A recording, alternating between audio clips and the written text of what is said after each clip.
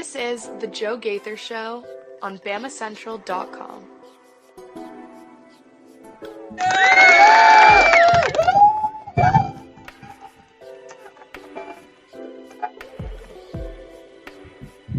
Good afternoon, Tuscaloosa.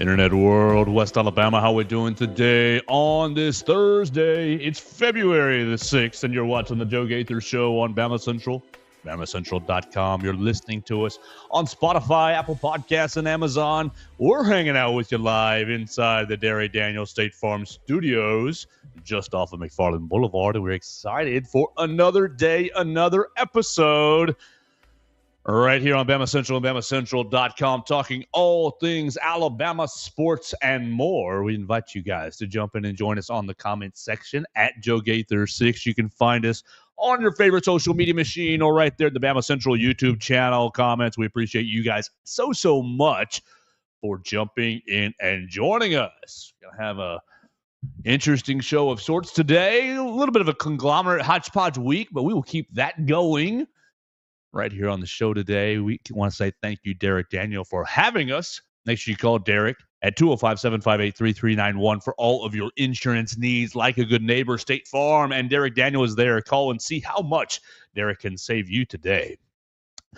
We're here with my friend Mason Woods, writing all things recruiting for all the Walsh Writing Network. You can follow Mason Woods at MAWoods_.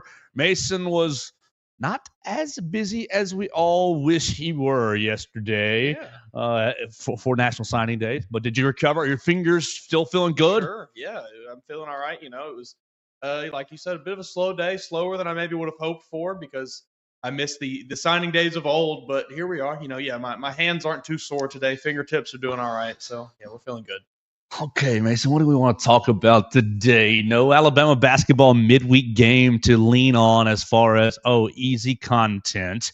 You have Alabama and Arkansas this Saturday, and Arkansas actually looks like they are turning a corner. Is John Calipari? Did John Calipari finally click? Go ahead. They were up by like 25 on Texas, and then Texas got back within 5 at one point. So have they really turned a corner that much? Okay, we'll get into that a little bit more tomorrow, looking at Arkansas and Alabama. What do we want to do today? I did see right before we started, just really quickly, Ryan Day has signed a massive extension. 7 years, $12.5 million total every year. Great. He's the national championship winning coach. He should. What are they going to do when he loses to Michigan again? Nothing, because they're going to go back to the playoff. Do you think that Ohio State fans are there? Have they come to grips with the Alabama fans like they did in 2019, where it's just the Iron Bowl didn't even matter? Because I still see a lot of Ohio State fans that seem to be pretty upset about the Michigan game on Twitter. That's because they're not very smart. If you're upset about losing a rivalry game, but a month later winning the national championship game, the college football playoff. You know, talk about wrestling from time to time on the show. I've noticed this the entire Royal Rumble. Right as the entrance was coming out, there was a sign. All the wrestling fans holding the sign. It says, "What did it say? No matter who the champion is, it's still been 1,000 some odd days since Ohio State beat Michigan." It was all about Ohio State losing to Michigan still, and it was like the counter of how it's 4 years in a row or something. So that was that. They were like, we paid all our money for this Royal Rumble ticket just so we could be on TV, and every time a wrestler runs past, everyone knows that Michigan is still superior to Ohio State. I respect it. I do too. Great. I think both sides are celebrating. Look, if you're a Michigan fan, you're like, yeah, keep that guy. He can't beat us. But you just won the national title, Ohio State. Like, you got to reward him. You got to pay him. You got to keep him. You want to let him walk out the door? No, certainly. Then okay. And if you lose to Michigan again this year, are you going to fire him? No. Like, he just won the national title. Mm-hmm. He's got you in position almost every single year. It is an interesting spot, though. Certainly to me. It's just a very funny situation.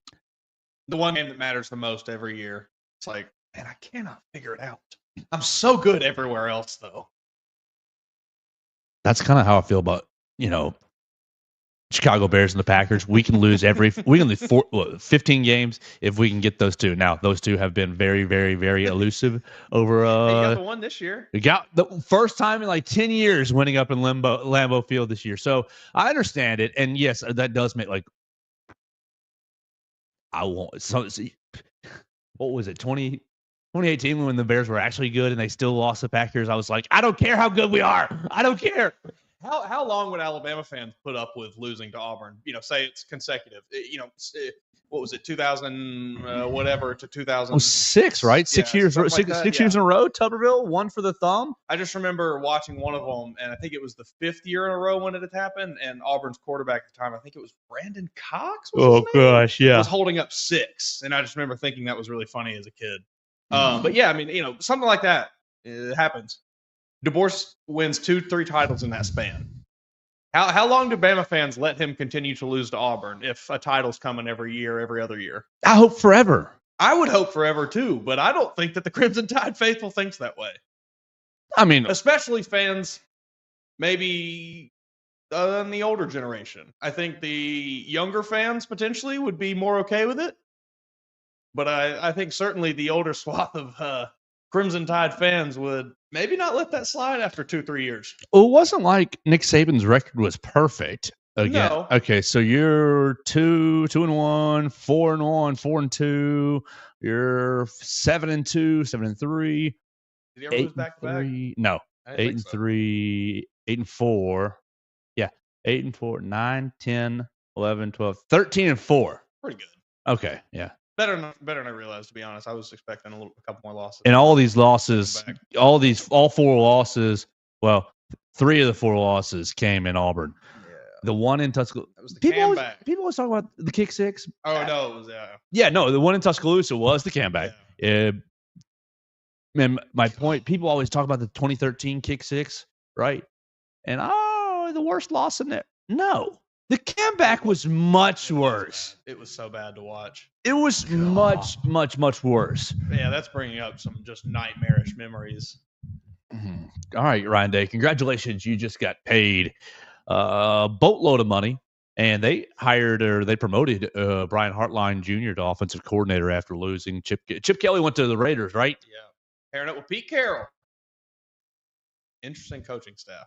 All right, I just got a little notification from Schefter. New home for Bears OC. Oh my gosh. The Jaguars are hiring Shane Waldron. Good luck with that. Really good luck with that. I hope that works out really well for you. Go ahead, Jacksonville. You fumbled this entire offseason thus far. Might as well keep doing it. No, that's not. Look. I don't think that there are football players on this earth that are capable of running Shane Waldron's system. On this entire earth, you walk to the line of scrimmage with a concept of a play, and we're going to read it out real time. That is the stupidest method. Like, of course, that's the 4D chess. Well, if I start running my fly route and I read it's this coverage, I'm changing it to that. All 11 of us are doing that at the same time. Like, of course, he just makes me ill. It's okay. It just continues to, the Titans will never be the worst team in the AFC South.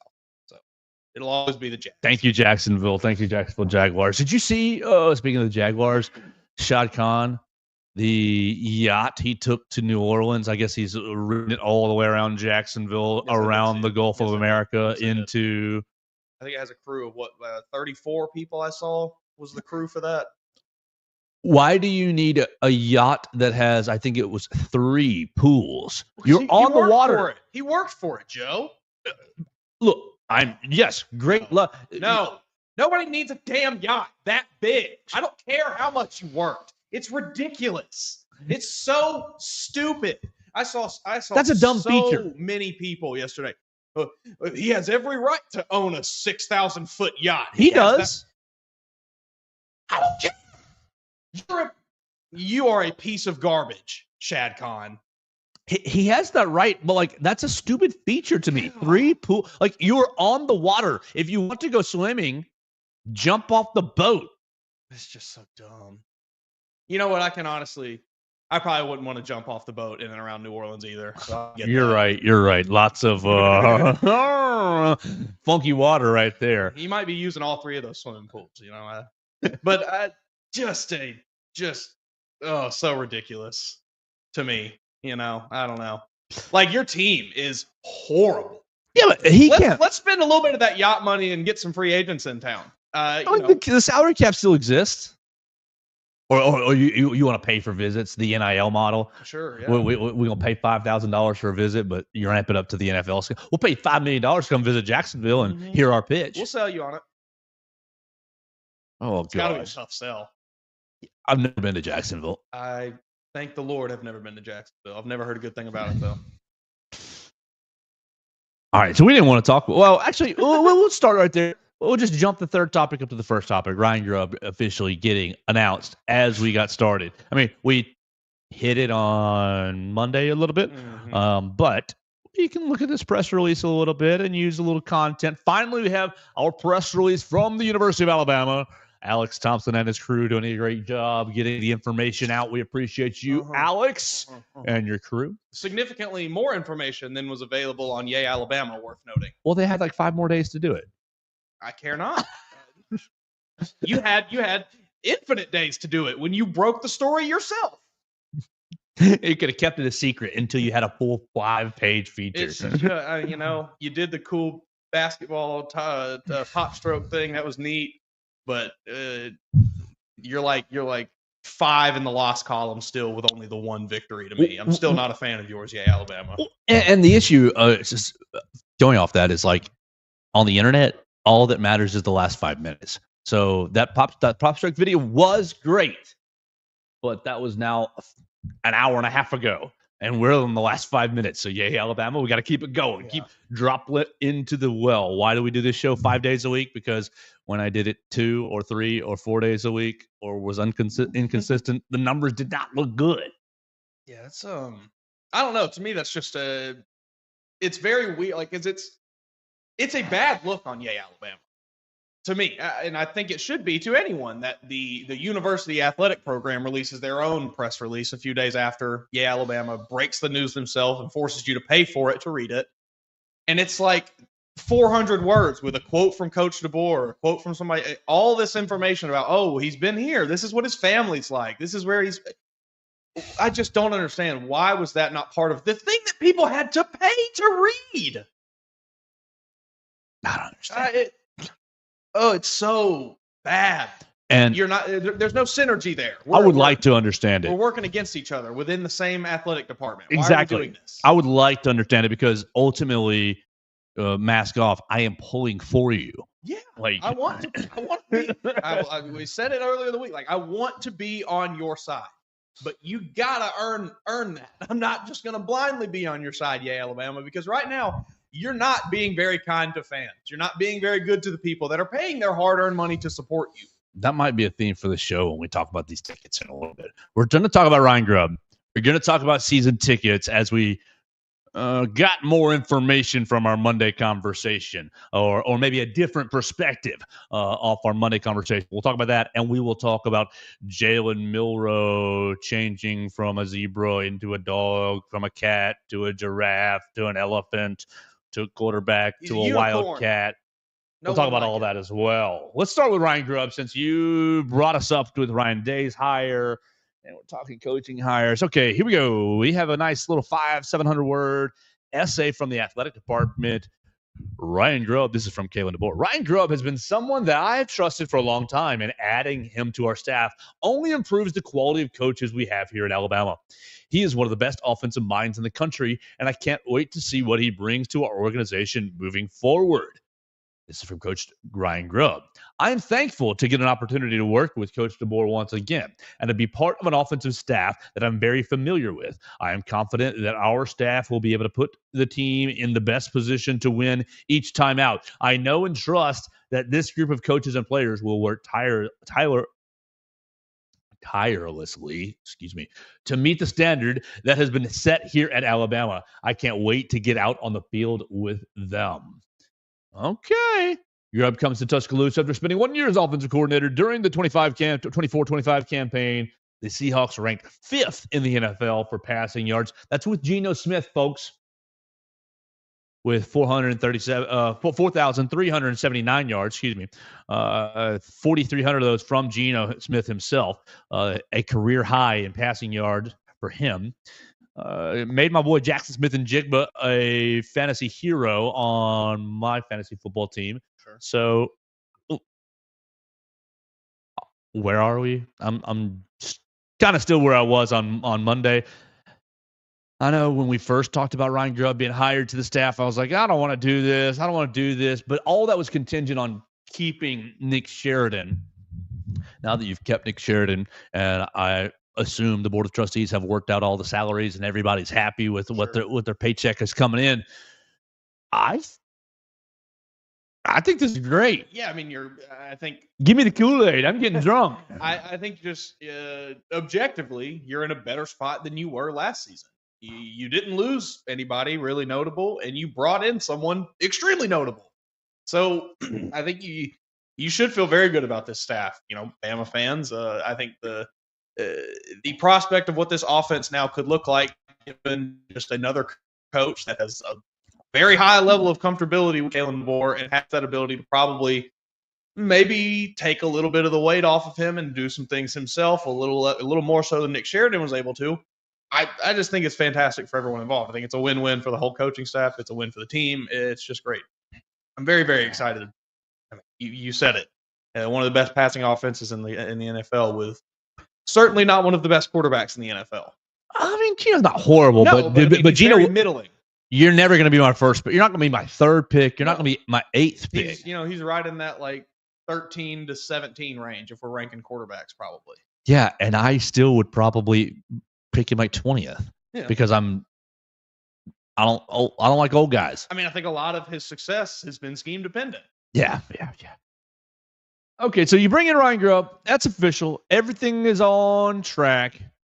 Mason, I'll give you this assignment for next week because we'll talk about this next week. We will steal from some of our counterparts as spring practice is coming up soon. Not today because we're not prepared for it. I don't want to spring it on you. I want us to next week talk about the 10 players that we're most excited to see spring practice. And if you guys want to comment on the comments, you can let us know who you're excited to see for spring practice. If you are, is Keelan Russell going to be number 1? Or is it going to just be all 3 quarterbacks, 1, 2, and 3? Austin Mack, 1 through 10. Yeah. Maybe Isaiah Horton. I'm excited about Isaiah Horton.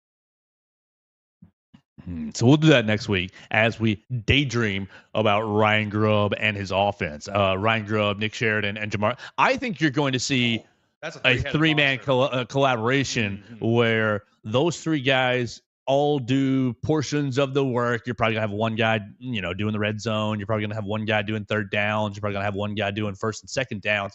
And the 3 of them are going to stick their heads together. And on Sunday evening, when Coach DeBoer walks in, it's like, all right, guys, what's the plan? And they roll it out. Coach DeBoer's going to be like, that's nice. I got 1 note and we're gone. It's not going to be, I have so many notes here. Everything's going to be very streamlined. I'm excited about the kind of the possibility of what it will look like as a team. And, it just really opens everything up for the coaching staff. It takes, like we were saying, it allows DeBoer to play more of that overarching role where he can focus on kind of the big picture things maybe instead of the smaller play-to-play stuff.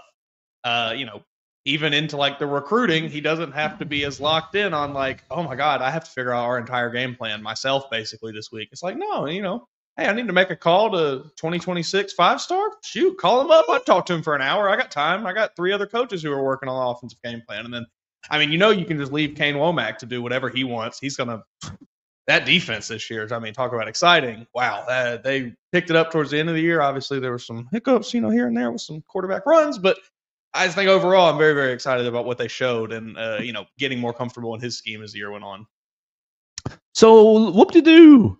New offensive coordinator officially hired. Thanks so much for all the hoopla over the last month. Is he coming? Is he not coming?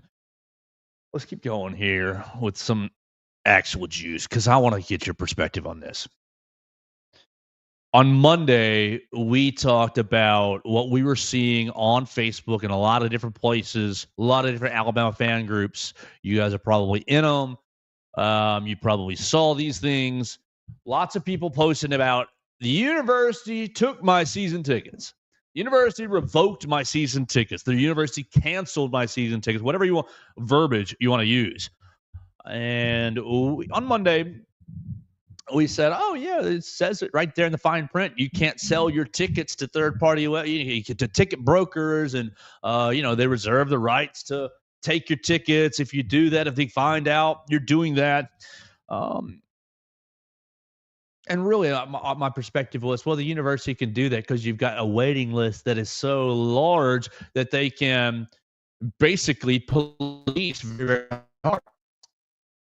All right, so we were in agreement, were we? Yeah, certainly. Before I continue, I am absolutely in agreement. If you are buying these season tickets and then not turning around and showing up to these games, you deserve to have them taken. So something happened to me yesterday. Well, really, I was in these groups and I commented because I thought these posts, look, sometimes you get in these Facebook groups and you get so much fake hooey from folks just want to stir the pot. Foreign countries, we'll say that. Literally, foreign countries that say they'll post articles that are like Alabama coach fired, and it's a link to nothing, and or Alabama player says, or Alabama in trouble, and it's a link to absolutely nothing. And so those things drive me nuts. And so I thought at first this is a fake story because it was getting spammed everywhere. So this is getting thrown everywhere. Like this looks like a robot who is just trying to suck up engagement and get you to comment so they can add you as a friend and they can start getting with you and then steal your information through message. There's just ways that happens. Yeah. And so that's my thought. I thought, oh, this is fake. And because I thought it was fake, please admin cancel this post, basically.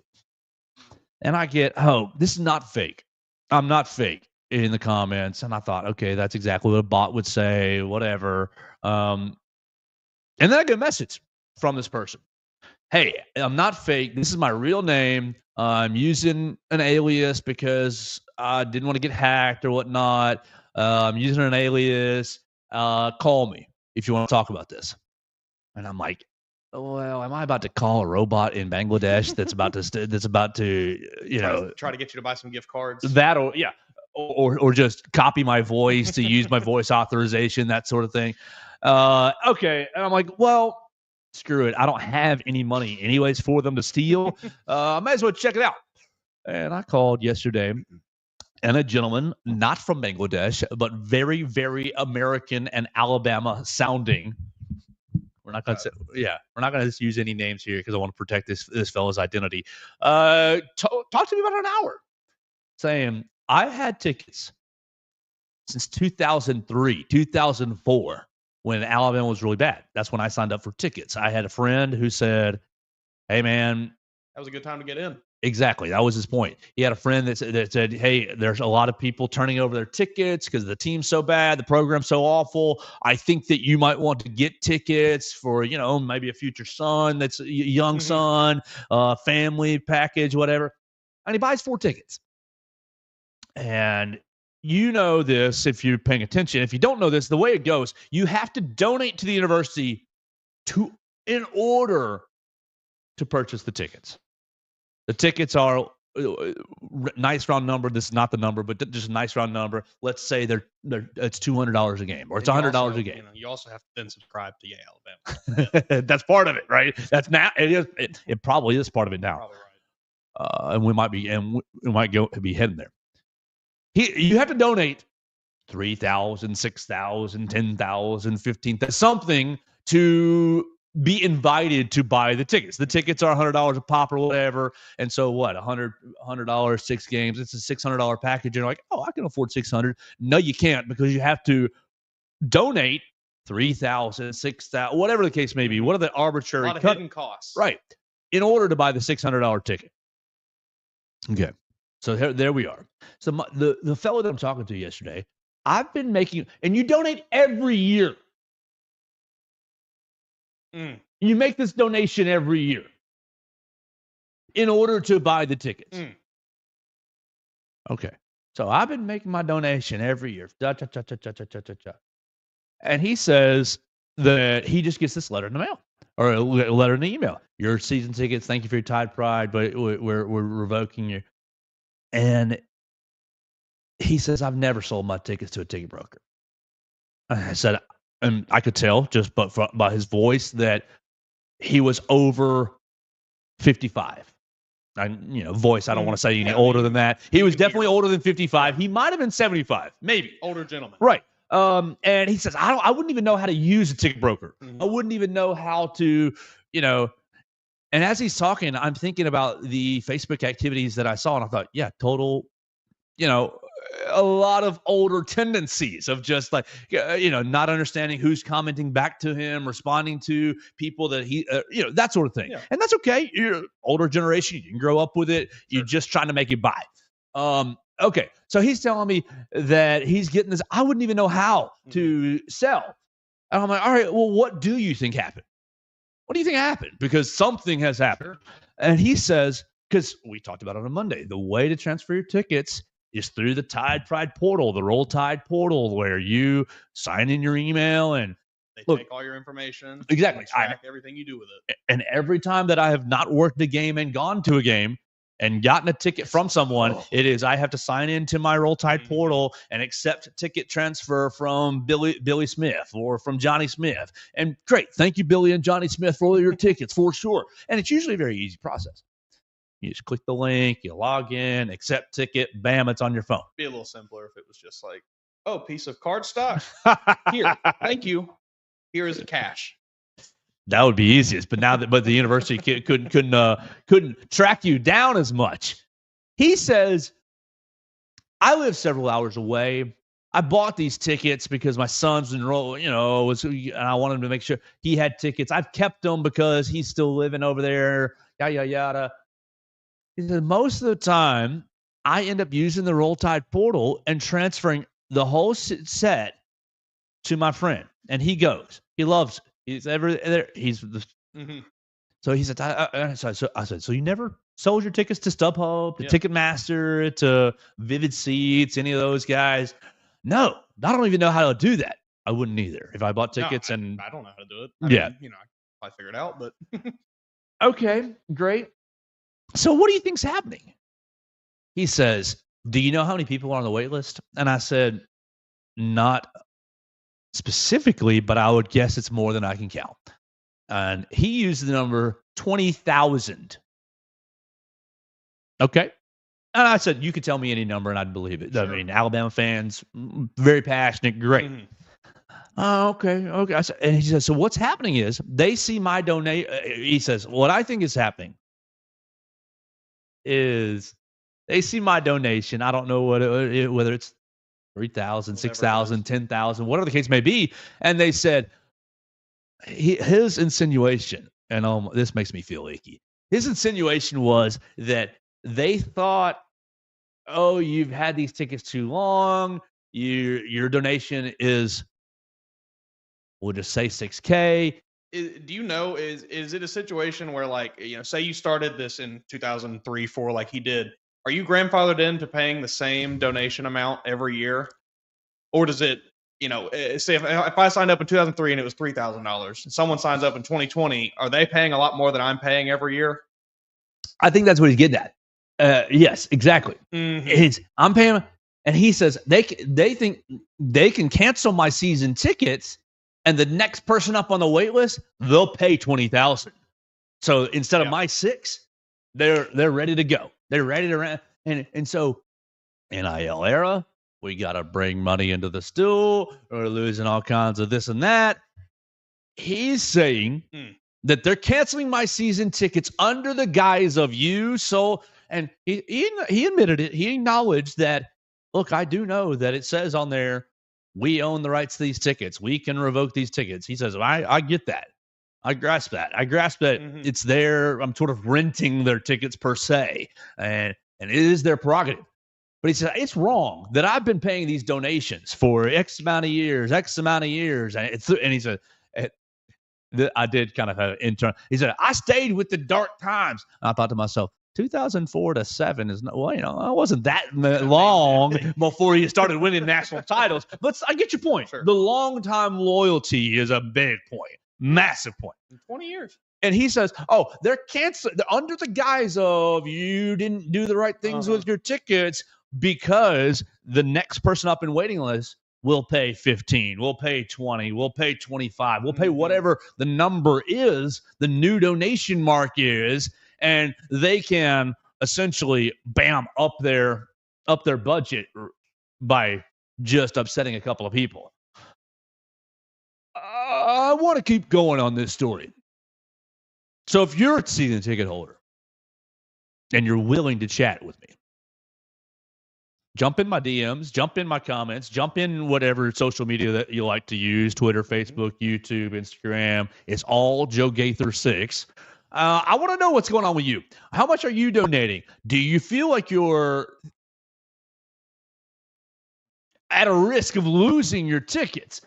He says that he's gone to different buddies, and they've said, and many other people get in this letter. He said he's gone to different buddies who are higher up than he is in the priority list as far as donations, and they've told him, they said that the narrative to the Tide Pride is we're only canceling the people who sold their tickets to ticket brokers, this, that, and the other. Now, this man could have lied to me. Could have. I mean, at the end of the day, someone is lying. Right.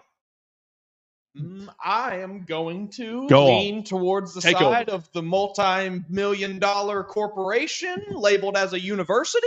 Yeah, take over. Go ahead. That's what this is. I'm almost done. You almost have all the information. Go ahead. That's just. I mean, again, we don't know. It could not be the case. This man could have lied to Joe. Who knows?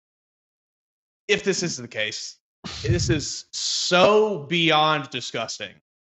It is spitting in the face of everyone that supports you, everyone that has donated, everyone that has cheered, everyone that has shown up on Saturdays, shown up in the middle of the week, shown up for A-Day games, shown up on the days where you let them storm the field to get autographs and talk to players. It is so gross. And if this is what it's going to be, you will lose every passionate fan that you have in favor of someone who just says, I got a lot of money. I can just show up in a little social event, have a good time, drink some beers. Every bit of passion that is there for this team will be gone in that stadium. You will have no home field advantage any longer. It will be nothing but a popularity contest on Saturdays to see who makes it into the stadium. It's so gross. I hate this. It rattles me to my core we try to be objective on this show, obviously, but I have grown up my entire life an Alabama fan. Lived in Alabama since I was born. It makes me sick to my stomach to think that the team I grew up watching and loving and crying over as a child now has turned around and completely just spit in the face of everyone that feels that way about them. If this is the case, it's absolutely disgusting. He says, I have been able to provide receipts for anybody and cancel checks for anybody that I've given tickets to or done tickets with. I've got a friend. We have a coworker whose father has 2 or 3 different sets of tickets in the stadium. And the games that I have not worked many times. Joe, you want to go on my dad's ticket? Sure. Thank you, sir. Thank you very much. And it makes me think, I know that our coworker's dad buys these tickets. He's got seats in a nice spot for himself and the wife, and but he's got other seats. And I've sat up there with several different people at different times that he just uses as you're my friend. I want people to have a good time. Thanks for being nice to my son. Maybe I didn't take it that way, but that it's I don't think that our coworker's father is doing anything wrong, because granted, I did not pay the coworker's father anything. He didn't sell his tickets. Mm-hmm. That ticket still got used. I sat there and go, rah, rah, rah, roll Tide. I experienced the Texas game up there, and it was one of the greatest 3 hours in that stadium I've ever had, despite losing. This is icky. This is I know college sports is big business. And I realize we're going this way. But you're killing the sport. You're still killing you're killing the sport, and you're killing the loyalty. Shame on you. So much shame. If this is, and I want to keep chasing this. So, like, if you're on the university side, would love to talk to you as well. 1,000%. 1,000%. I would, because I want to be as fair as we can here. I think there's still more to this story to find out.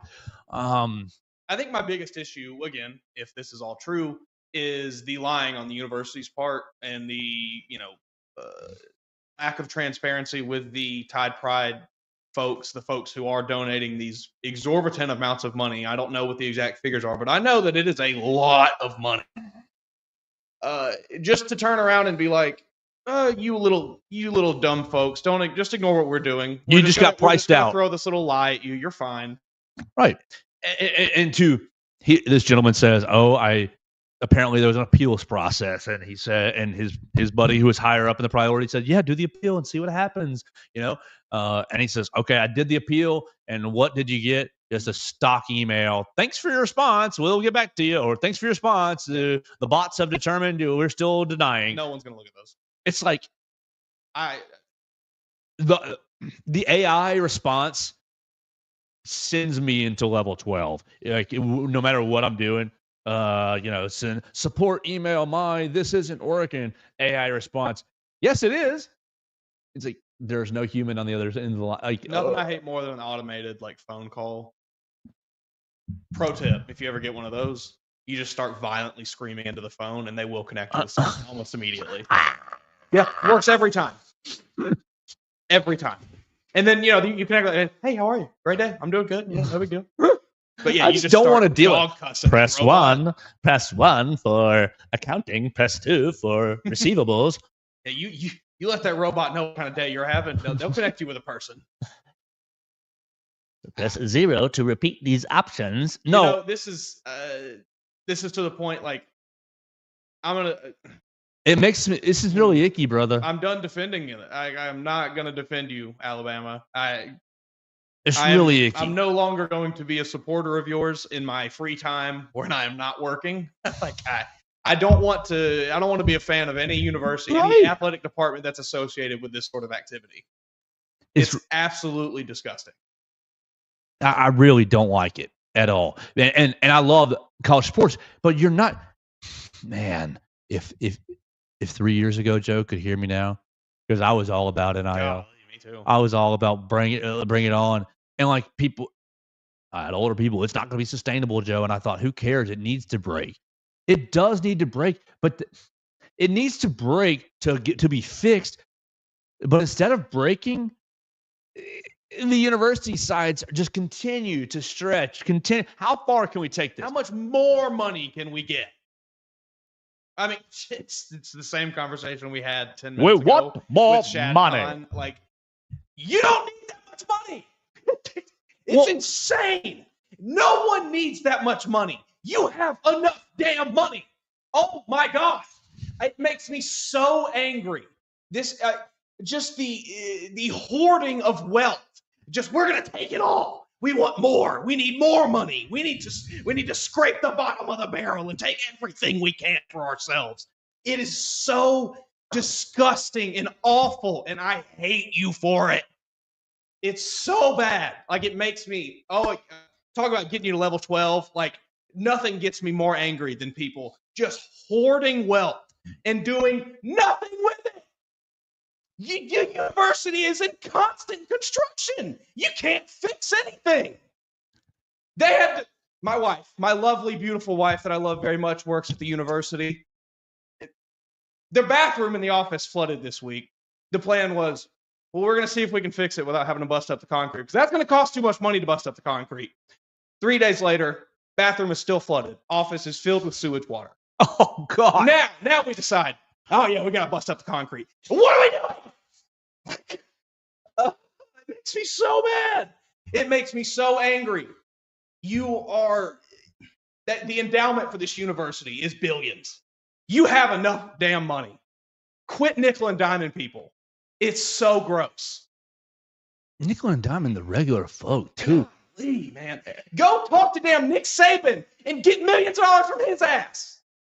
Golly. Don't do it to Jimmy Joe from freaking Red Bay, Alabama, who lives paycheck to paycheck and wants nothing more than to come support the Tide on Saturdays. Yep. It's so awful. God, you have hundreds of NFL alumni. They get paid millions of dollars to play a children's game. Go ask them for money. Golly, man. To your point, so mad. This gentleman said the guy that I usually end up giving, transferring tickets to, when we made this arrangement, however many years ago, he went and bought a Tiffin motorhome so he could drive down every week and make it a big party. Like, I understand when I first came to school was when Nick Saban first arrived, and I understand the social dynamics on campus immediately changed with the 2009 national championship, because you see it now in the student population. It is more out of state than in-state people. I understand that it's more like you can make more money from the kids from Chicago, the kids from Texas and California and New York. And like, I have no issue with them coming. They come, enjoy the South, enjoy football, great. Get out of the cold Northeast, whatnot. But I think you've turned your back on who you are. Yes, it is nothing but greed. I mean, it is purely just greedy, grimy, disgusting people who are making these decisions and looking out for no one but themselves. So I want to know if you got your season tickets canceled, and I want to know what you think the reason was. And if you're on the university side, or you know someone that I can talk to, even if it's anonymously. I mean, you heard this conversation. We did not out this gentleman's name or any of his buddies, and he told me a lot of names that I thought, I know that name. Oh, I know that name too. Oh, that's a big guy. Oh, that's a fat cat. It's like, I find this really, really disgusting just because of the direct. It goes back to, and we talked about it with a gentleman. It goes back to the Jalen Milroe situation this past year. Yeah. Love you, Jalen. This is not about you specifically. It's the concept. Yeah. Let's say I'm Joe Schmo and I'm giving my money to Alabama, and Jalen Milroe is my favorite player. Mm-hmm. I love him so much. I went and bought his jersey. Yeah, my son has his jersey. Whatever. We bought a framed picture of him to put on the son's wall, and he plays, does a little bit in his freshman year, not a lot, but enough to like, oh yeah, he's going to be a player. We're going to like him eventually. And then, I'm getting tampered with. I'm not. I'm going to leave. I'm going to go to Ole Miss. I'm going to stay. I'm going to switch. Just kills the. Imagine going to your son. Oh yeah, that favorite player X, he transferred to your rival. Like, how do you talk about? You listen to Mason. Oh, grew up loving Alabama. Imagine Julio Jones transfers out. I mean, I would have been inconsolable. Right. Would your fandom be the same today? Yeah, I don't think I would have spent the next 10 years being a diehard Alabama fan, So I'm really disappointed with the way that the entirety of the sport is going. From a business standpoint, like, pay the kids, sure. I had somebody, I need to go to this comment because I had somebody a couple weeks ago leave me a comment. Where we are, right there. Bam, bam, bam, bam, bam, bam, bam. The problem with college sports, he says, is not the transfer portal or NIL. It's the failure to rip the Band-Aid off and admit these students, while they may be students, are employees of the university. Until that happens, or a new satellite entity is created that allows a for-profit sports league under the umbrella of the university, college sports is going to die at the hands of one lawsuit or another over the next 5 to 10 years. It makes me sad.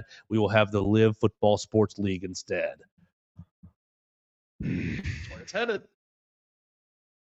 So I appreciated that gentleman's time on the phone yesterday. Yeah, because, look, I've done a complete 180 from Monday's show on this situation, given some more context.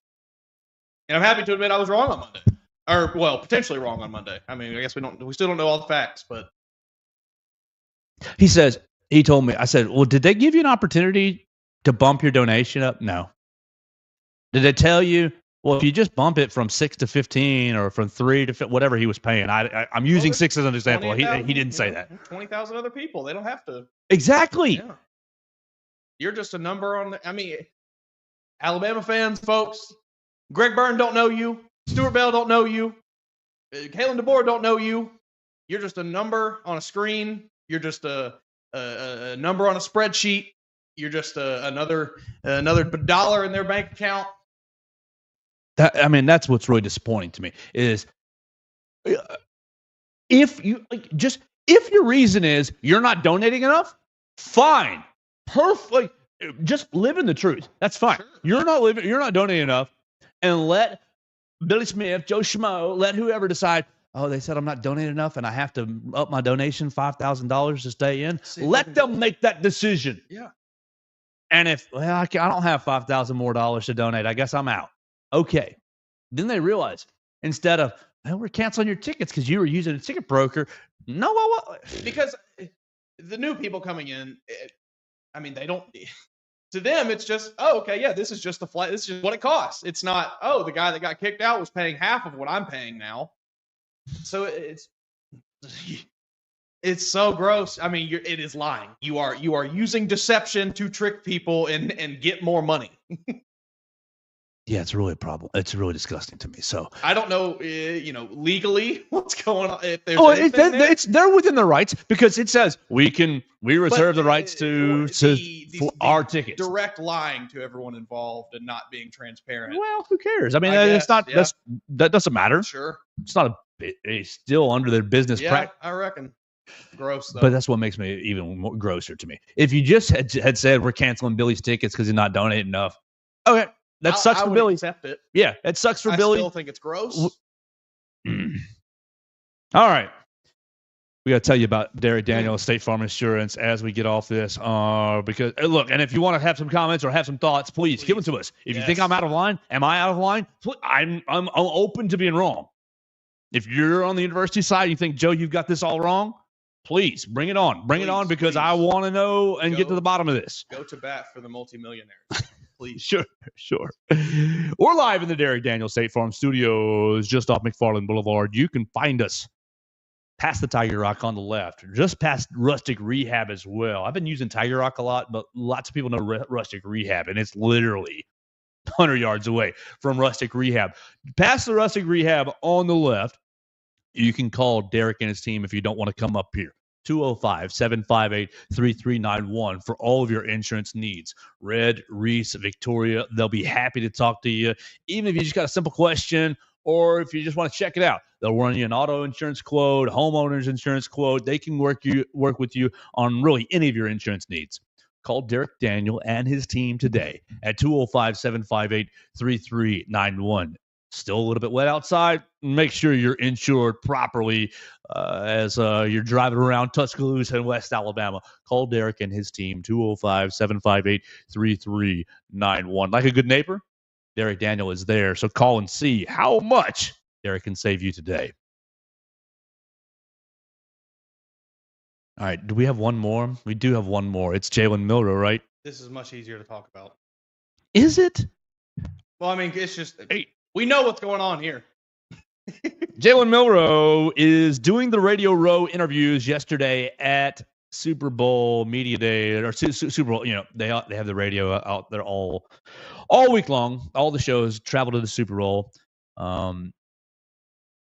Maybe one day we'll do that, but I don't really have any interest in that. Maybe if it's in like New Orleans, you know. It was in New Orleans. Oh, duh. It is in New Orleans. Never mind.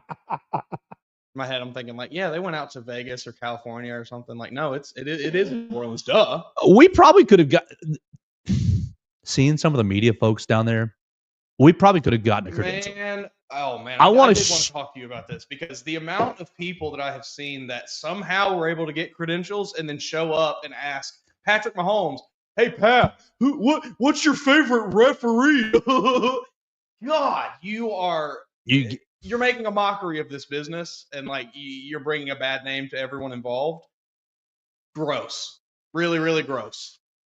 Taking away a spot from someone who deserves it And also just putting a bad name on any sports reporter. I was offended this week. On Monday night, CHGO, a Chicago-based media organization who has a lot of people that I do like, you offended me deeply by going up to Trey Smith, the Kansas City Chiefs guard, who is he has one game left in his contract. He's going to be a free agent. But the next game is the dadgum Super Bowl. Hey, what would you think about playing for the Bears? What's it going to take for you to what do you think about free agency? What do you think about the Bears could sure use you? Oh, the Windy City. I like your Jordans. Your Jordans will look good in Chicago. It's like, oh my, you are embarrassing yourself. You're embarrassing all of us. Like I love, and I think it's awesome that anybody that wants to, you can go pick up a microphone.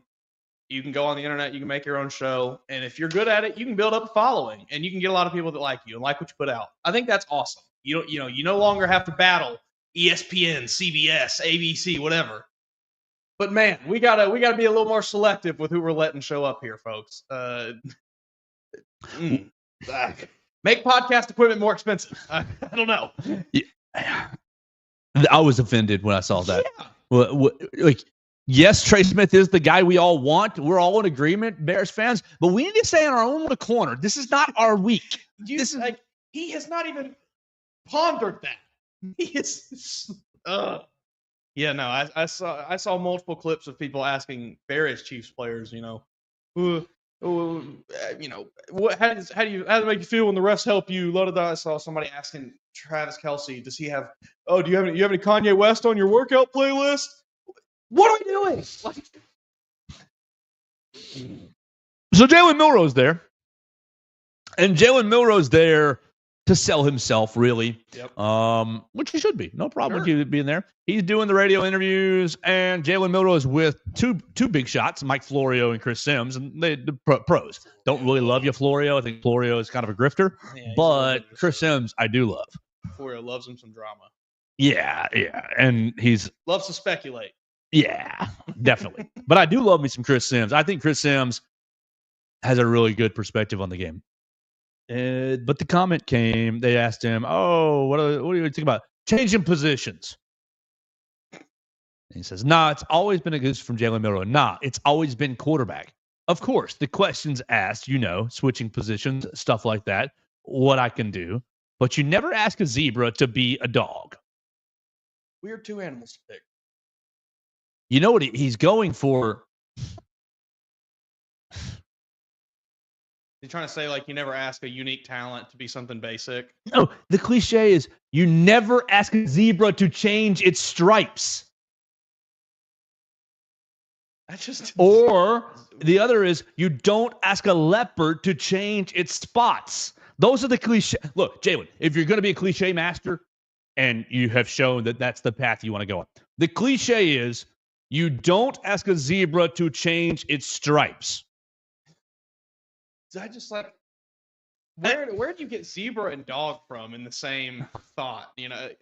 Because I heard the quote and my immediate thought was zebra dog, not like zebra horse or cat dog cat. It's just zebra to dog. I need to know. That's a unique mind right there. Maybe a mind that the NFL could utilize. Maybe that's what he's trying to do. He's showing everybody I'm a unique thinker. I'm going to take an old cliche and rework it and make it unique and make it fun. And I mean, it still works a little bit. I get your point. A zebra versus a dog. You can't change somebody from who they are. I get that. But if your lane is I am the cliche master, and it has been your lane for the last 3 bleeping years, oh my gosh, drives me nuts to listen to. Even that interview, that's we got to get 1% better every day. You got to go 1-0 every day. It's full of them. Although, he does open up what a would you bit in that one. Let's sidebar. Mm-hmm. If you're an NFL team, what position would you change him to? You can't change him. Okay. That's the only thing. And that's not a position.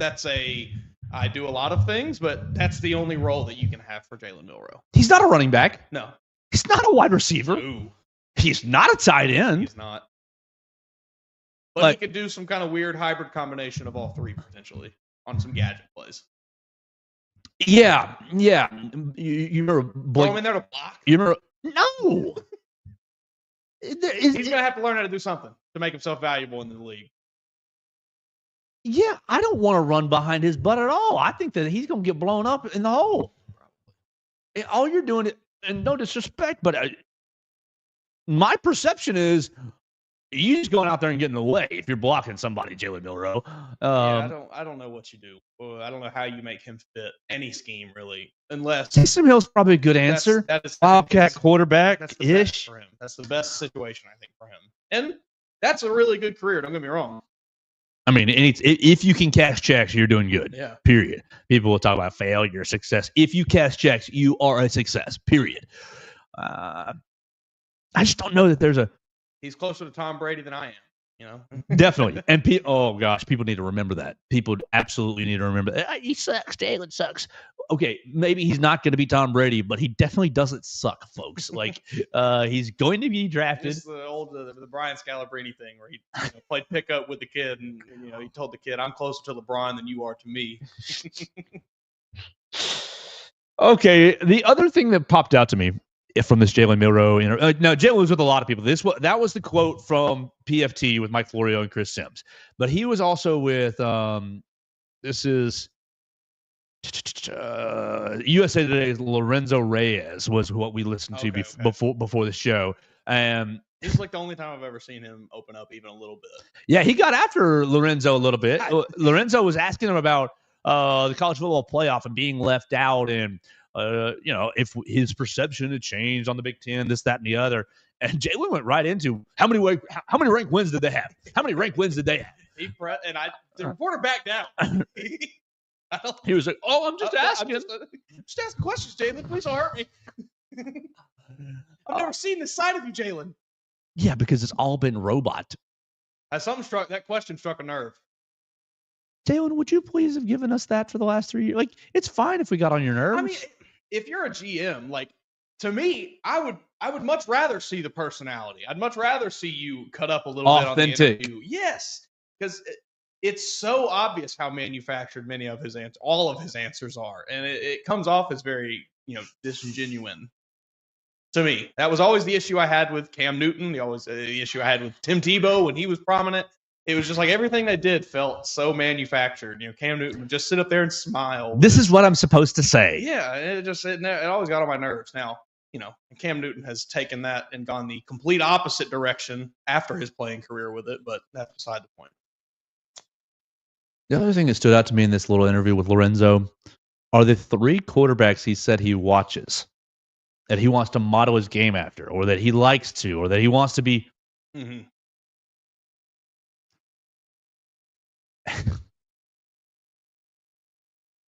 He picks Joe Burrow, quarterback for the Bengals.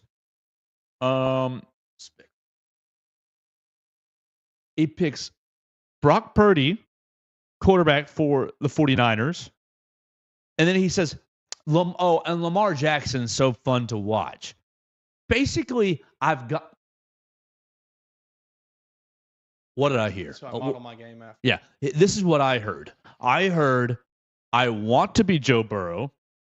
I wish I could, because he talks about Brock Purdy playing on time, getting the ball out. And when he said playing on time, I thought, when have you ever played on time in your life?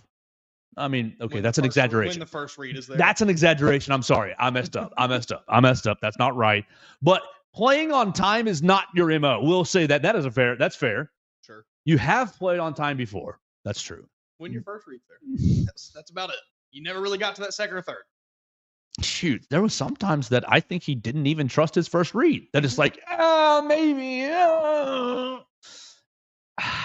So Brock, go ahead. No, keep it because it's not even just the interception against Oklahoma we talked about extensively. It was the one where he kind of, he held it out there for a second and then short armed it and he throws a pick. That's a perfect example. But anyway,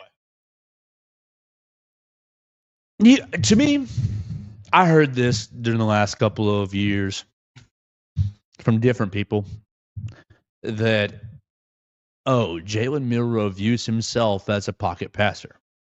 We remember that from 2 years ago when it was like, oh, you can run. Nick Saban was like encouraging him a little bit to run. And so you pick Joe Burrow and Brock Purdy, and it feels like to me is, oh, I need to say someone who can run. I need to have a dual threat. Oh, Lamar Jackson's fun to watch. Could not be more different, those two players. But he's not like any of the three of them. No. He's not like any of them. How funny would it have been if he had said Taysom Hill? Yeah, I watched a lot of Taysom Hill tape. That guy, he's spectacular. What he's able to do in the game. He should have just said Anthony Richardson. I'm better than Anthony Richardson. I can be what Anthony Richardson's like. He might be able to be better than Anthony Richardson. I mean, Anthony Richardson's pretty terrible. Awful. Pretty awful. Awful. Pushing Tim Tebow for the worst completion percentage of all time, I believe, through one season. But these are the three quarterbacks you're watching, and you think that you share like. I would love, and they didn't get the opportunity, but I would have loved to have heard the reporter or the interviewer really like ask him to dig in. Like, okay, what aspects of their game do you think translate to what you do? Seeing kind of how he answered that. I don't know what he would have come up with. Joe Burrow, the master of subtlety in the pocket. Just a little move here, a little move there, a little step back, and then. Sick. When has Jalen ever been subtle in the pocket? He is either standing there like a statue, or it is happy feet. Big motion left, big motion right, escape out the back. Look, I'm pulling for you, brother. Yes. Let's reiterate that. I want Jalen Milroe to succeed. But just don't think it's in the cards. Yeah. Woo! We just went an hour and talking about nothing. Well, I think that's all I have for today. Unless you want to circle back or say anything. I don't want to cut you off on any of the topics that we said. Anything off the table for you? No, I think I got a lot off my chest today. Oh gosh. You follow Mason Woods at @MaWoods_, myself at Joe Gaither 6 on all the social media machines. We appreciate you guys so much for downloading us on Spotify, Apple Podcasts, Amazon. We see you guys downloading, rating, and reviewing the show, and it really means a lot to me. I really, really, really appreciate that. We'll get out of here for the day, and we'll talk about Alabama and Arkansas tomorrow. I'm sure that we'll hear from head coach Nato. It's tomorrow, so we'll find out, how the guys getting ready for the road trip. Bud Walton Arena, 20,000 people. Okay, getting excited. Trying to keep it going as Alabama vies for the SEC regular season championship. That will be our main focus tomorrow, and we'll find out or we'll watch for more news items throughout the day. Again, if you want to talk about tickets, comments are available. Please. We're right here. We want to know your story. We appreciate everybody who joined us right here on the Joe Gaither Show on BamaCentral and BamaCentral.com.